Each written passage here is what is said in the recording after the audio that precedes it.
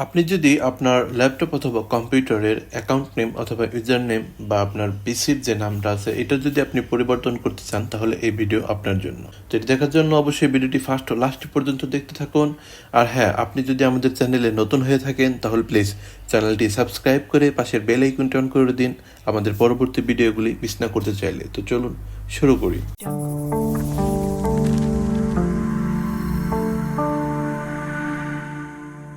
সর্বপ্রথম আমাদেরকে আমাদের কম্পিউটারটি ওপেন করে নিতে হবে। কম্পিউটারটি ওপেন হওয়ার পর আপনারা সিম্পলি টাস্ক বারে যে সার্চ আইকন আছে এখানে চলে যাবেন। এখানে আসার পর আপনাকে লিখতে হবে কন্ট্রোল প্যানেল। কন্ট্রোল প্যানেল লিখে সার্চ করার পরেই আমাদের সামনে কন্ট্রোল প্যানেলটি চলে আসবে এবং এটাকে ক্লিক করে ওপেন করতে হবে। কন্ট্রোল প্যানেল ওপেন হওয়ার পর আমাদের যেতে হবে ইউজার অ্যাকাউন্টে।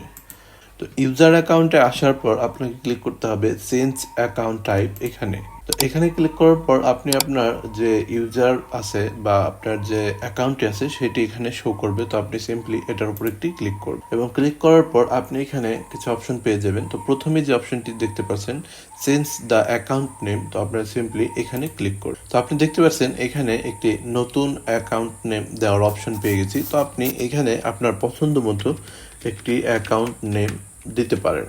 তো আমি আমার নামটি এখানে দিয়ে দিলাম এবং এইখানে যে চেঞ্জ নেম দেখতে পাচ্ছেন, তো সিম্পলি এই চেঞ্জ নেমের উপরে ক্লিক করুন।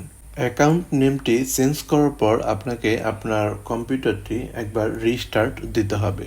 তো চলুন আমরা আমাদের কম্পিউটারটি রিস্টার্ট দিই। তো আমরা এখন আমাদের পিসিকে রিস্টার্ট করার জন্য জাস্ট রিস্টার্ট বাটনে একটি ক্লিক করব।